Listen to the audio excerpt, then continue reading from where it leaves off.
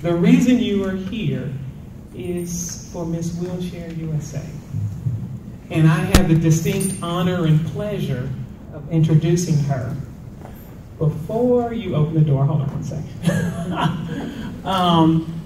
Let me just say this, and I know I announced this earlier, that this is being recorded for Miss Wheelchair USA. Hopefully everyone has had the opportunity to sign off on the disclaimer. And if not, they are floating around here. I think that back table still needs it. She is a celebrity to the 10th degree, and she is not sharing royalties with anyone, so please sign that sheet. But I have the honor of introducing our dynamic speaker teacher today, Miss Yvette Pegues.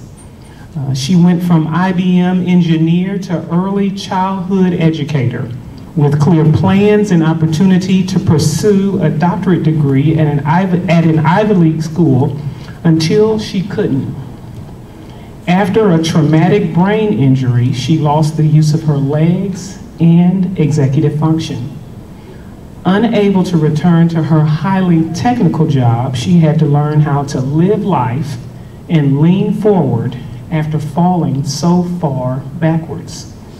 Today, she is a two-timed published author, professional speaker, national spokesperson, disability advocate, inclusivist, adaptability coach, and the first woman of color to represent the Miss Wheelchair USA organization in its 17-year history, making her also the first Georgian to wear the national crown. She is excited to share disability awareness and workplace etiquette that everyone needs to know about, and how she was able to pain to purpose and turn her mess into a global message. Ladies and gentlemen, please help me welcome Miss Wheelchair USA 2014-2015, Miss Yvette Pegues with the Atlanta Hawks cheerleaders.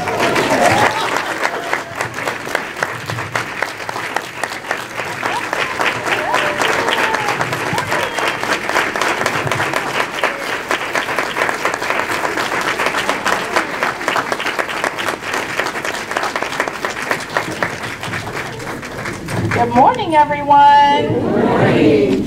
This is awesome. I'm so glad you're here. All right. Yes, it is. So obviously, thanks to Georgia Power and each and every one of you for coming out today.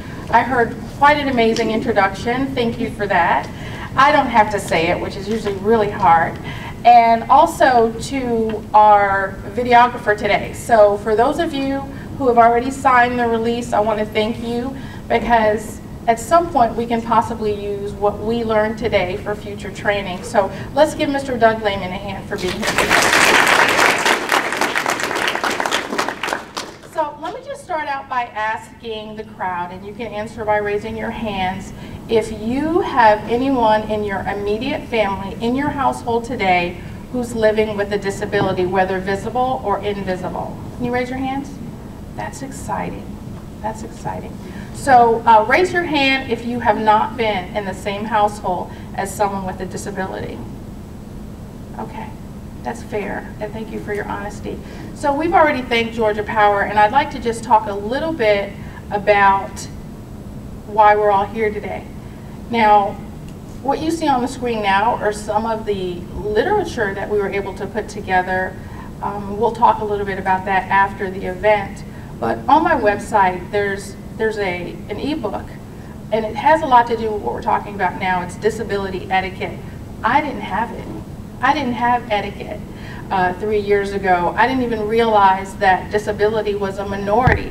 I didn't realize that each and every American has a 95% chance to experience disability in their lifetime. And if you think about that, it could be temporary, obviously, but you're talking about injury, illnesses, accidents, and how about aging?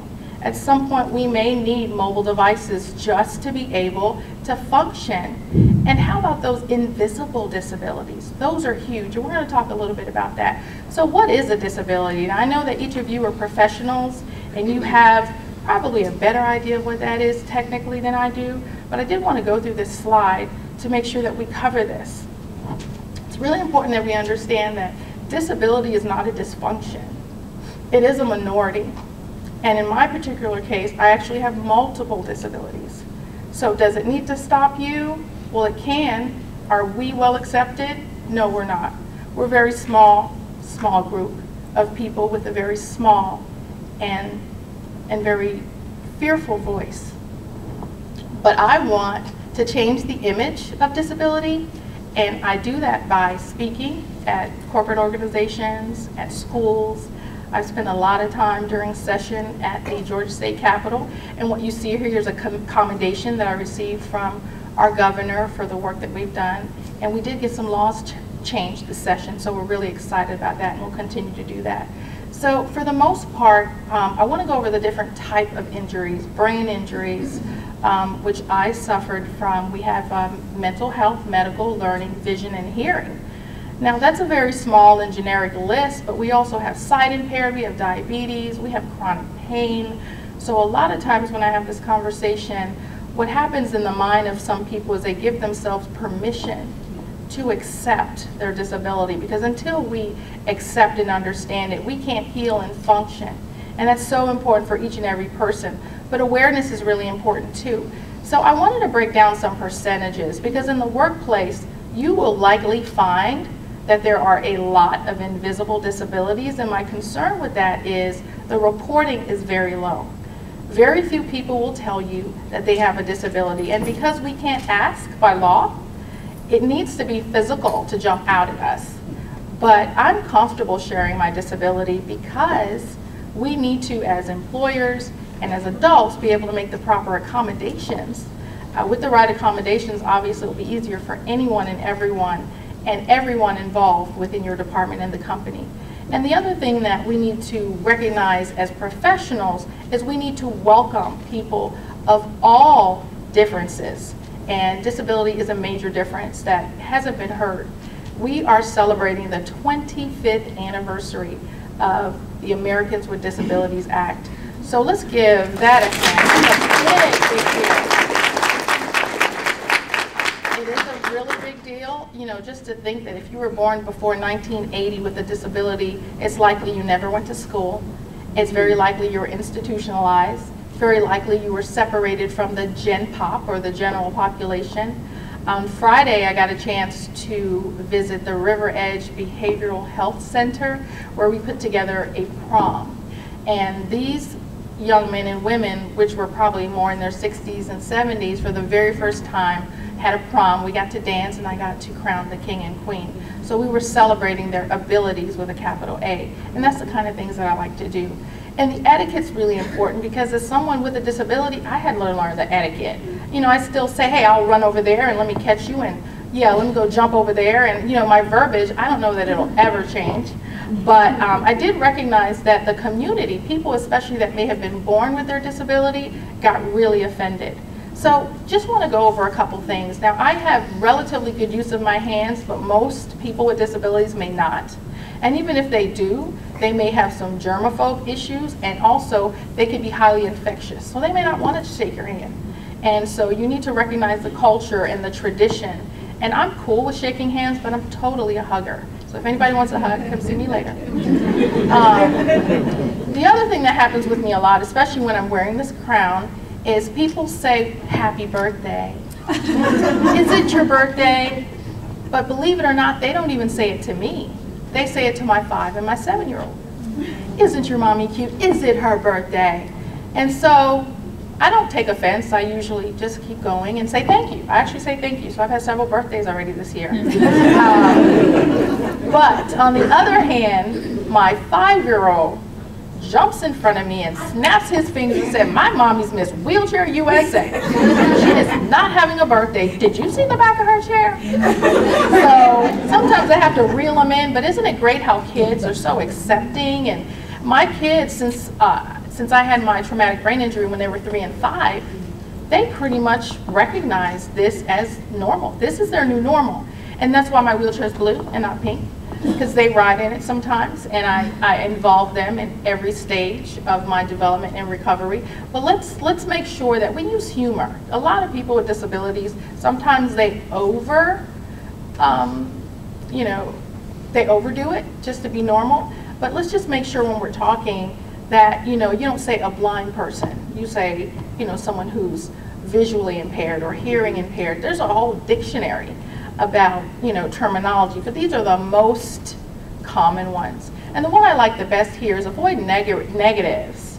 And so, yes, while we do have a disability, we don't want to live in that every time we go to work or to an event. And it's okay to ask if we need help, but always please ask. The other thing is, and this is again some of the silent secrets that you need to be very cognitive of, but you may see mood swings. And when I teach the younger kids at the schools, because I do work with pre-K all the way to college, what I tell them in those meetings, I try to make it obviously age appropriate, and I say to them, if you see someone in a wheelchair who looks different than you, then just smile. Smiling is the best way to communicate with anyone. But think about someone with a disability coming into a building that they're not familiar with, not sure how to navigate, and it takes us 10 times as long to use the bathroom. And I will say to you, just to say this publicly, that I love the big bathrooms. I've always loved the big ones. They have sinks. I can kind of bring people in there with me, a table. But what you may want to recognize and just be sensitive to is that there may be someone in a wheelchair who can't use the other 19 stalls in there. So I've been at events where there's 40 bathrooms, maybe 2 to 4 that are accessible, and they're always full. So I wait in a 30-person line, and I get to the front and have to wait another 10 or 15 minutes so that one of the stalls become empty. So I will tell you, in all honesty, we're adults here. I have to bring a change of clothes with me. And early on in my disability, I really didn't know how to manage that. But imagine, if you will, in the workplace, someone who went to the bathroom, and if they have sensory issues or muscular or nerve conditions where they don't know they have to go and they don't put themselves on a schedule, that person may have to get a change of clothes. So those are some of the sensitivity issues that should be considered. Also, there's housing, and not all that housing is accessible. So I have something called time deference. What that means is I think I'm moving 100 miles an hour, but my husband reminds me that I'm already late. So I always add about an hour to an hour and a half ahead of what I think I need to schedule for. Because I really do believe that I'm moving at lightning speed, but promise you, turtles are passing. So it's more in my head. And I had to learn my triggers. There's really no one way, one person, one time that's going to help a person with a disability recognize all of the triggers and conditions that they live with, because we're all different. Do we agree? We're all different. I see a lot of beautiful but different faces. So let's just move on and talk about that. Self-esteem is a big deal, so sometimes the behavioral change based on that. And so it looks like I messed something up. There we go. And here's a good one. So raise your hand if you've ever made an assumption about a person with a disability and then found out that it was incorrect. Okay, excellent. Now this happens a lot with pregnant women, right? You say, oh my God, when is your baby due? And they're like, I'm not pregnant. Imagine being on one or the other side of that, right? So what they hear and what you say is totally different, because I'm pretty sure that woman heard you say, you are so fat, right? So it happens pretty much the same when you have a disability.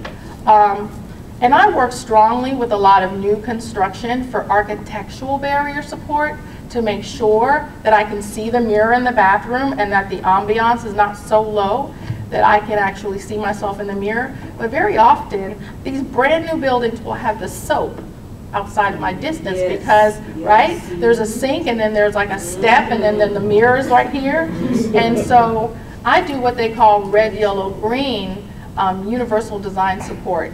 And you'd be surprised, there are major brand hotels and organizations who have the blue and white sticker, and they have by the letter of the law, done everything they were supposed to do, but the spirit of the law is no way even close to being acceptable or inviting. And that's important as employers, as businesses, as owners. I had a photographer who offered me this amazing package to take my picture when I was trying out from his wheelchair, but guess what? His studio was on the second floor. So there are some parts even in Georgia that can legally have an apartment building with no elevator. All they really only have to do is have the first floor accessible to the office. So trust me, there's a lot of red tape. Now, there's a change that's happening, and I think I look good today. Anybody think I look good today? Have you all seen my shoes? My physical therapist told me that I couldn't wear heels anymore. Yeah. So,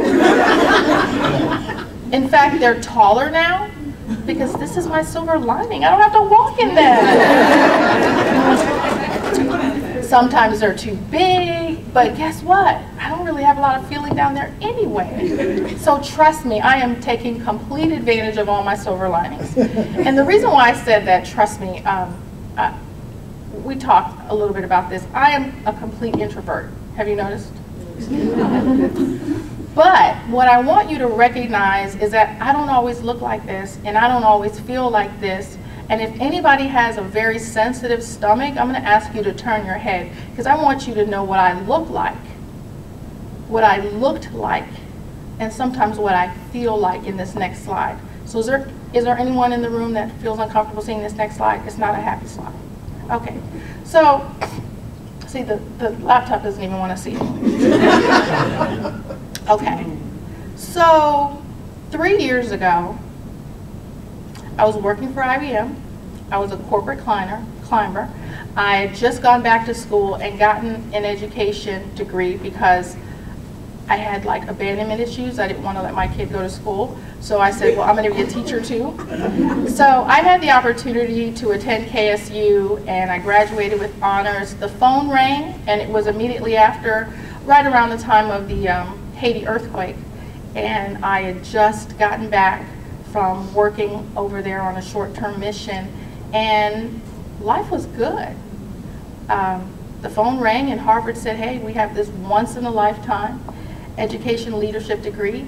It's not just education, but there's law, there's policy, there's business, and you'll be equipped to change laws and to change policy from the top down. I'm a policy girl. I'm ITIL certified. I'm into process. I was a program manager, worldwide delivery, China, Asia. I traveled the world with IBM, and then this happened. So here I am with 2 small babies. They're 7 and 9 now, but they were 3 and 5 at the time. To shave my head, and what they call that is a zipper head. Because let me tell you what happened. My entire right side went numb. Yeah, maybe it's MS, you know, maybe it's a stroke. Those 2 were ruled out. And an emergency room neurologist said, hey, why don't we just do a brain scan? Of course, I was on IBM insurance, so they do anything, right? So they did this brain scan. And what they found out was that the nerves on the back of my head, sometimes they call them tonsils, right? They're sitting on the back of my brain. I was born with them, but rather than 2 millimeters, they were like 6, which for the most part wasn't a major problem, but on this day, my brain fell into my spinal column. The impact of that herniated the fluid now that passes through my body. So my organs weren't being fed, and the migraines that everybody said I had was actually my brain fluid beating on the back of my head and trying to get out. So I would literally, had I not had the surgery, had brain fluid breaking through my skull to get out, because it's made to circulate, not sit or stand. So when my brain fell into my spine, unlike a cancer, which is very serious, there's no real cure for this. They can't cut my tonsils off because these are nerve endings. So what they had to do was burrow a hole in the back of my head.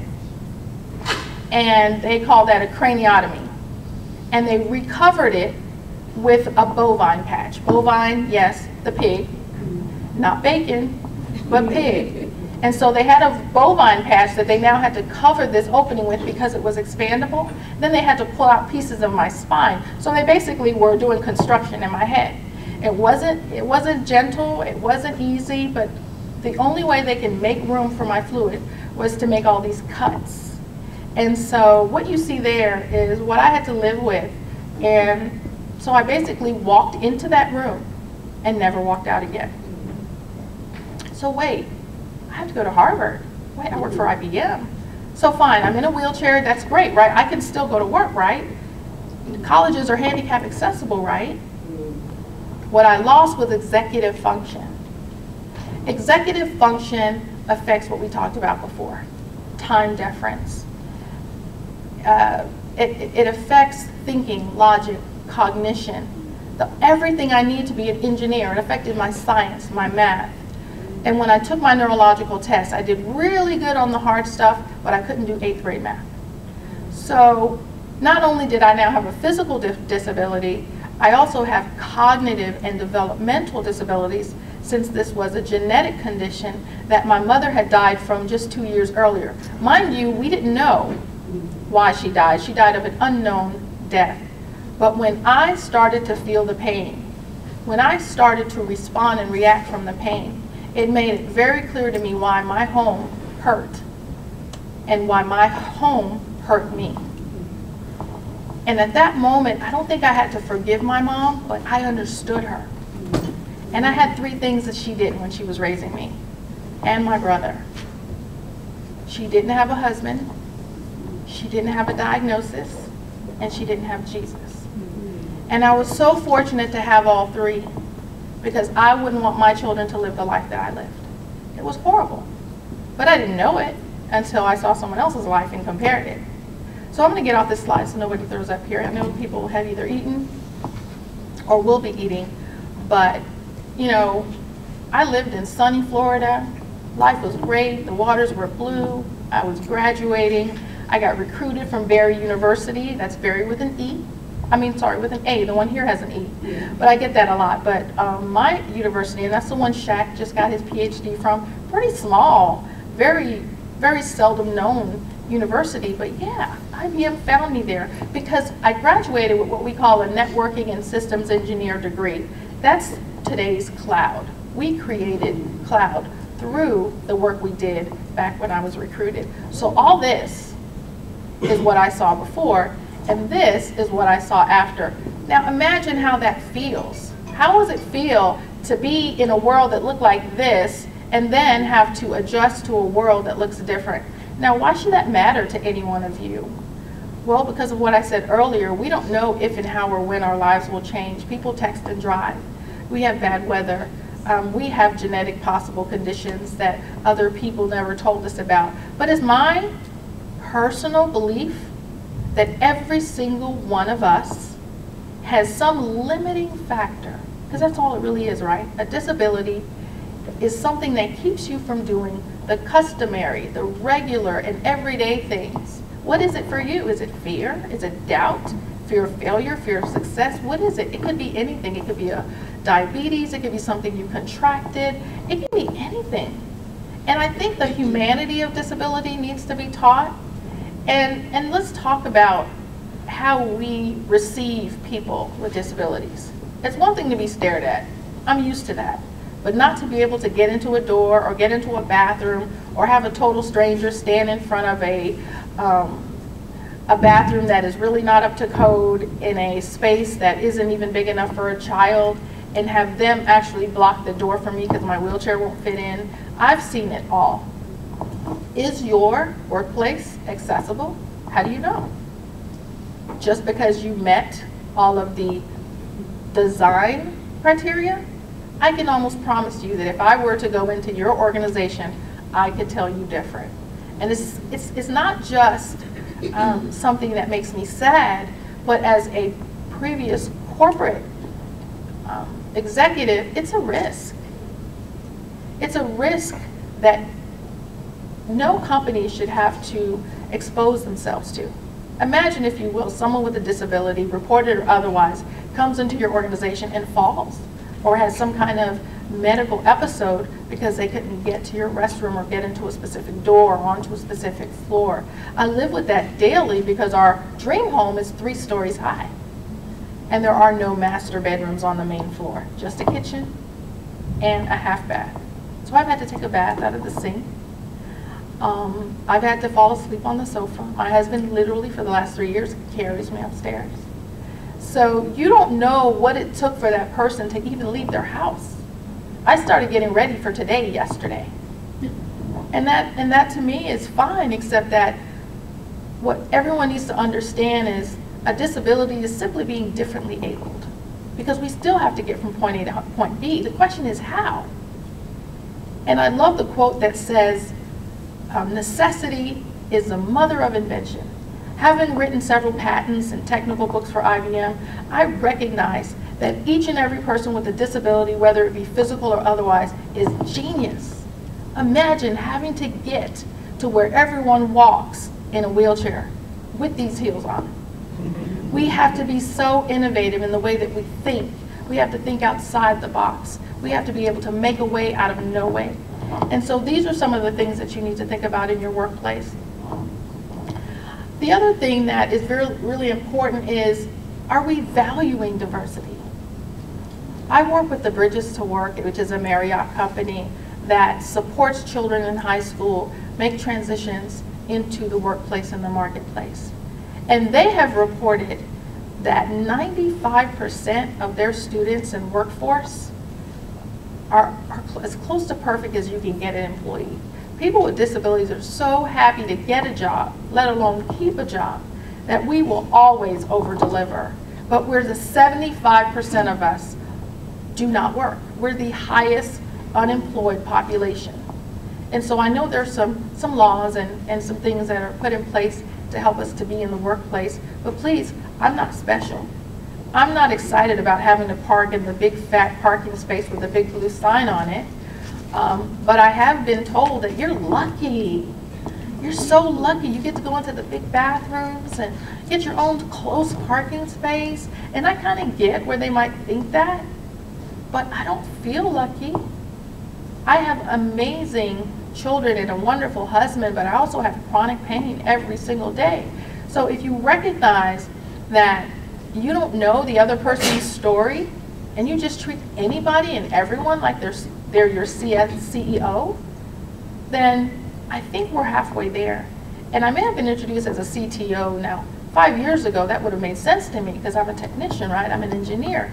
But the T in CTO stands for transformational. And that's what we have to be in our organizations. So I really do consider myself a Chief Transformation Officer because I do want to change the impression, the architectural, and the attitudinal blockages so that we can all be inclusive. This isn't about putting me on a high pedestal, but about making sure that we all get a turn on the pedestal, right? It's like any other job or organization. So I just want to go through some final thoughts, and I'd like to take some of your questions. But first, let's just go through kind of what I just said. We can't really go wrong if we just treat people humanely. I didn't want to come here and give you a prescriptive presentation about what the laws are and what to do. There's people who can do that. But I wanted to come here and represent disability in action. And as Ms. Wheelchair USA, I'm really excited that I have a global platform. And we're really even working on the International Disability Treaty for other countries to model their disability practices after the US. But that's not an easy task. Getting out of the house is probably the hardest part of my day. Once I get there, then I can figure it out. But to think that the place I live, the place I call home, the place that should be safe, I can't access. God forbid my children are upstairs and there's a fire. I can't get to them. So the whole point is, I've spoken to some businesses and organizations who have to erect a building with 40% uplift. It's costing me so much money to get these automatic doors, big bathrooms, extra stalls, parking spaces. Do you know how much that costs me? And I sit, I listen, sometimes I even tabulate the cost. And then I bring to their attention that the same minivan that you buy for $40,000 cost me $80,000. In order for me to get like a third wheel on my wheelchair so that I can get up these ramps that are not to code, that's another $8,000. In order for me to get a stair lift in my house so I can go to the second floor, mind you, insurance tells me it's a convenience. That's another $5,000. All this without a job. So the first 2 years after leaving IBM, I did get to stay on their insurance under retirement. But for the most part, I get it. You know, they can't pay for my living expenses forever. It's a global company. But we just need to recognize as human beings that we can still call our coworker. We can still contact them. We can say hi. For a year, I got flowers and candy. But guess what? My kids weren't being taken care of. So my church came and cut their hair, brought us food. But it's really important to have a community around you. We don't have family here. So our church has become our family. The disability community has become our family. There's friends I haven't seen in years because they live on the second floor of a building that doesn't have an elevator. So let's look at some of these, okay? The way, you know, an institution assists customers and staff with disabilities says a lot about its values. As representatives of these companies, you may not just be on the cover of, you know, world's best place to work, but wouldn't you want your employees to feel that way? Talk about turnover. I know that if there's someone in my company with an invisible disability, especially with some of our war heroes coming home, we need to welcome them. And it needs to happen on an individual basis. You'll never see it on paper. But I hope that this impacts you enough that you take it with you. You take it into your employers, you take it into your businesses, and you're a little bit more perceptive and receptive. One wonderful thing I've been able to do is work with this organization called Camp Dream. Raise your hand if you've heard of it before. Yay! Oh my gosh, this is the first time.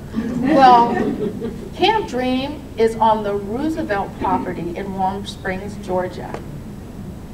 So the very same spring water that FDR used after he contracted polio is accessible to us today. And I don't know if most of you knew this, but part of what FDR did was create the March of Dimes. So he's the predecessor to a lot of that. He had hand patrols. He's the one who did a lot of things, and this is back in the 30s and 40s. So while we do have a 25-year-old ADA policy, things have been done prior, and patents were put out to kind of get us to this place. But the wonderful thing about Camp Dream is that we are a camp, an overnight camp for children and young adults with disabilities. As resource officers is something you should really learn about. I do have brochures at the table, but I'm the national spokesperson for Camp Dream, and when they asked me to do it, I was more than happy to do that. I'm an early childhood educator, for goodness sake, but these poor kids do not leave their homes unless they have a doctor's appointment. And their parents have worked so hard to protect them that sometimes they can't release them, and they don't recognize how much they need a break until they spend a few days away from their children. And what we do at Camp Dream is we offer a 1-to-1 ratio to all campers. And for the first time in their entire lives, maybe they go fishing, maybe they go out on a paddle boat, because we don't look at their disabilities, we focus on their abilities.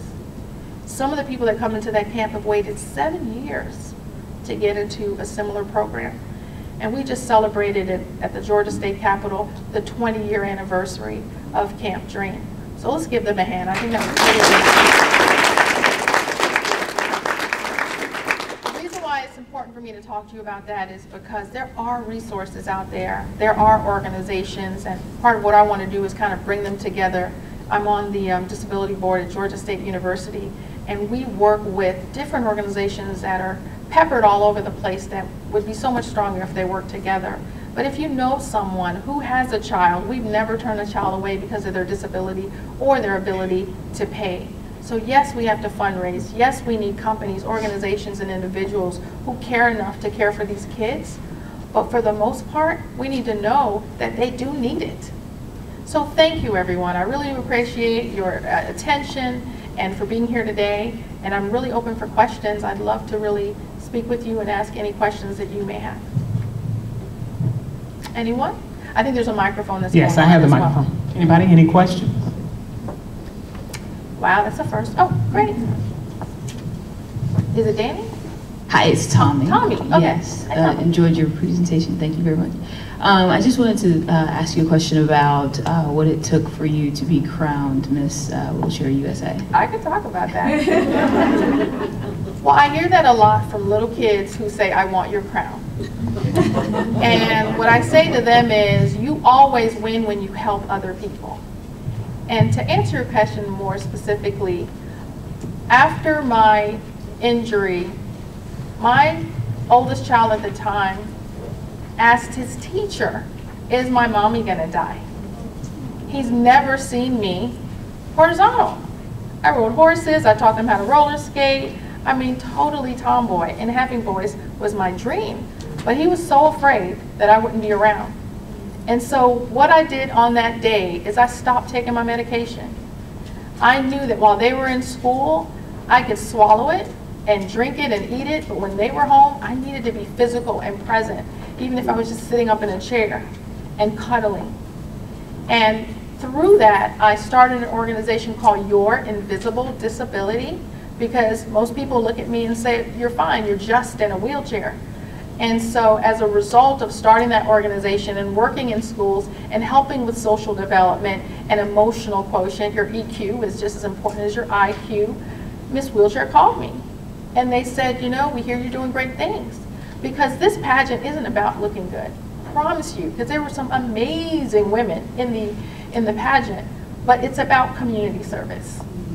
And community service is something that we should all put our hands into. And again, with Camp Dream, we have students and high school students that come over the summer and they get to, you know, they get to participate and get the certificate with the hours. But it was truly my community service that I believe helped me to become Miss Georgia. And as Miss Georgia, I qualified for the national competition. I will promise you that I would not have entered had it been a beauty contest. It's really about recognizing women with disabilities who don't just lay down and die. They get up and work. And I continue to get up and work whether it hurts or not. So thank you for asking. Anyone else? I know we're running low on time, but I'd love to answer any questions at the table. But I do want to thank each and every one of you for coming. Please give yourselves a hand and I'll say something. Thank you, Yvette. That was wonderful. Did everyone have a good time? Did she answer all your questions, Miss Wheelchair USA? Please stay right here one second for me. We did have one question that was submitted around employee resource groups. Okay. There are some of us in the audience that either have employee resource groups, but can you talk a little bit about, I'm not sure if they had them at IBM while you were there, but can you talk a little bit about the employee resource groups and the support that they provide people with disabilities? That's an amazing question. ERGs are the heart of corporations, because what it is it looks at people equally, but allows them to have independent access, counseling and support, and confidentiality is really important. And as I mentioned, reporting is really hard, but if you do have an ERG at your organization, we're not expecting each and every one of you to be experts, but within that group you will find an expert. And a lot of times that is not in the orientation package. So we need to make sure that ERGs are very clearly outlined. Yes, I know I have vacation days, but what if my vacation ends up being 3 years because I had a traumatic brain injury? What happens next? We need to feel safe going to work. We need to know that we won't be judged or discriminated against. And the great thing about ERGs is you don't have to personally put your hand on it, but you can hand off, just like most teams do. And the ERGs will, much like I mentioned with Camp Dream and other organizations like MV1, companies that provide services for people with disabilities will be made available to each and every one of those groups. So it kind of takes it off your table, but I would highly recommend that if you do have an opportunity to meet with your ERG, meet with whoever manages that, and even if it has to be off-site, to make sure that it's recognized and made available. It's hard to ask the question, do you have a disability? But it's easy to say, we have an ERG to support all of our employees with whatever abilities or interests that you have. So please take advantage of those, make them known to even seasoned employees, because again, I've been at IBM for 10 years. So had they told me in orientation and never again, then I would not know what was available to me. So ERGs are major, they're important, and they're expensive, but so is turnover. So you have to decide which one you would like to do first. And a lot of your employees can even work from home. So think of that as you even hire, and recognize that you can specifically look for specialty groups like people with disabilities to help support everything you do. Those plastic cups that you're eating out of most likely came through a plant where people with disabilities were packaging them, boxing them, and doing different things to contribute to society. We still want to be human. We still want to give back. We still want to feel needed and accepted. And your ERGs is a good first place to start to do that. Okay, last question that came in was similar to the broader Miss USA pageant. Everyone has to have a platform. Yes. And your platform is on literacy, especially with youth. So can you tell us a little bit about your platform? Thank you for that. I love my platform. My platform is called A Legacy of Literature. And it's a platform that is education-based and allows children between the ages of 7 to 17 write and publish their own books. It's a national program. We're looking for 1 million children. We have schools that are doing one book for the school, one for the class. But it's really important to me, and I'll tell you why, and I didn't even realize until I was asked to choose a platform. Neither one of my parents could read or write. So my mom died signing an X. She was too ashamed to go back to school. My dad, on the other hand, went back and he wanted to be a U.S. citizen. But to think that I had to teach myself to read and write with a TV and a dictionary, and my children at 5 and 7 are published. So it's really important to me that education creates a legacy. And this bibliotherapy is what healed me. My book, The Art of Adaptability, featuring the 4 Fours for newly disabled and diagnosed persons, that's my story, that's my pain. And that's also our solution to helping people who are suffering trauma, and especially when it's just overnight. It's the first 3 things you have to do when you're diagnosed or have a disability. Because I was getting tired of being talked off a ledge every time I went to the doctor. They gave me the worst case scenario. And I cried, and then I wrote. And the product is the art of adaptability, because it can be beautiful, but it is work. All right. Thank you very much. One big round of applause.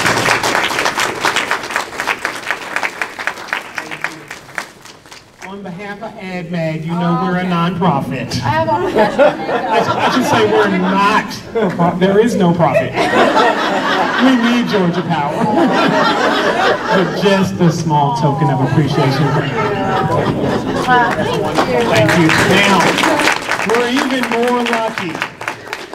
She didn't bring a single book. I said, where's my book? But we killed a small tree for you, so on your tables, you have a book order form that is special for ADMAG. We have special pricing. Yes. So if you look at your, on your sheet, on your paper, there's actually a book order form for not only your book, but also your boys' books. Right. So that order form is on your table. And your bio, yes ma'am.